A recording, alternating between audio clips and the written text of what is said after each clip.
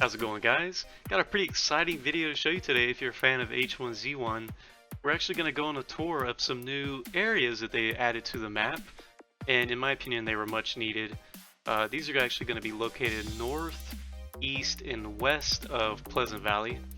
First one we're going to take a look at is actually going to be north of these trailer parks by the river and just south of this church. So it's actually going to be right at this corner. So I put these in order of least exciting to most exciting, and then the reason I think this is the least exciting is just because we've seen these same type of buildings before. Everybody's familiar with the sports store. You know, the inside is essentially identical. But that being said, they really did flesh out the area. They added several smaller buildings, a couple of vehicles, as you see the four-wheeler. And I think a lot of people are getting sick of spawning over the trailer park. So now we have a new area to go into and loot. So essentially guaranteed gunfights. I think this will be a fun area to spawn at, loot up, and move on. The next area we're going to take a look at is actually located north of Pleasant Valley and just east of Harris Ridge. So I believe it's going to be in just about this area right here, and it's pretty unique. Driving up to this new location, you might notice that the grass is a good bit darker, or overall the ground is much darker, which looks a good bit better than the kind of pale green look of before. Welcome change to the overall aesthetic of the game.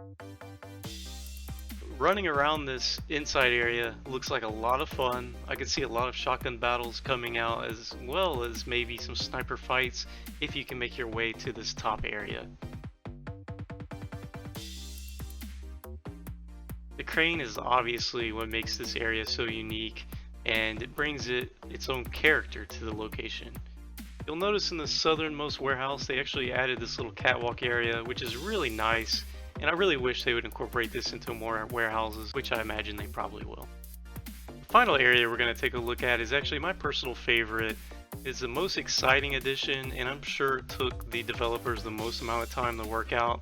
It's located east of Pleasant Valley, and it's going to be on the east side of this huge hill you might be familiar with. Not only did they add this whole new neighborhood, they actually added a couple of bridges and some smaller houses, which you'll see. We're all too familiar with this gas station that we're looking at, but now we have a new place that we can spawn into that has a lot more loot and a lot more potential for firefights. Down alongside the adjacent hillside, these are the couple of houses I was talking about. I think they might have added about 3 or 4 of them. And sometimes when the game ends up closing in on this area, you might be freaking out because of loot, but this should solve that problem. Navigating through this neighborhood, you'll notice how vertical it is, and I think this will probably lead to some really awesome snipe kills and maybe grenade lobs. At the very top, we have great sight lines, which again can lead itself to some great snipe kills and gives you a great overall view of the surrounding area in case the safe zone ends up in this neighborhood.